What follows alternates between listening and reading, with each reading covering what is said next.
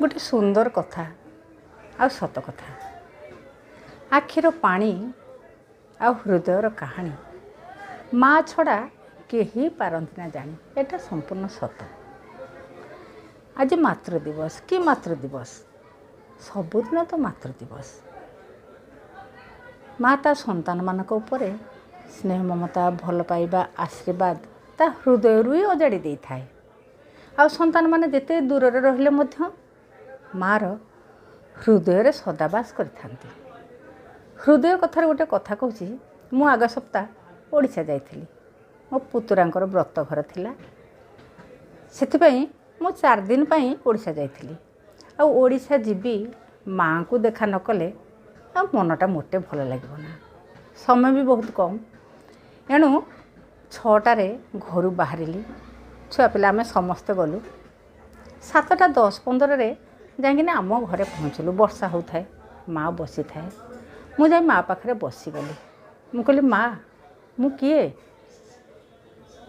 माँ चिन्ही पारला नहीं, कही पारला नहीं। शुधु मुंडरे हाथ मारिला आउँसी देला किंतु मु किए चिन्ही पारला नहीं। मु ताको पचारली माँ तोर केतेटा झियो? कहला मोर 5टा झियो। मैं तांको ना कहलु। प्रथम रु 5 जनकर ना सीरियल वाइज कहीगला। मो नाटे भी थिला। मनर बहुत कष्ट होता है। मु ता पाखरे बसची मत से चिन्ही पारु नहीं। मत कहला गीता मो झियो गीता गीतार 3 झियो गोटे पुओ सब ता मनरे अच्छी ता हृदय अच्छी किंतु से दिमाग तार आउ काम करू नहीं।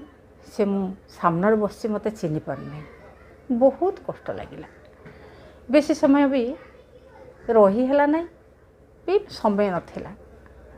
गोटे घंटा पर पलि आसली किंतु आज पर्यंत से कथा भावुछि एई माँ आमको छोटरू बड़ करिछि। तारी प्रेरणा रे आमे अनुप्राणित। आमको से हाथ धरी सब शिखेछि। आज सामने रे आमे किंतु से चिन्ही पारु नहीं। बहुत कष्ट लागिला। बहुत कष्ट लगे। ये हूँ माँ ता हृदय किंतु ता संतान मानकर ना सबू मन अच्छी किंतु बयस बढ़ी तेणुक से जानी पारु नहीं। बहुत कष्ट।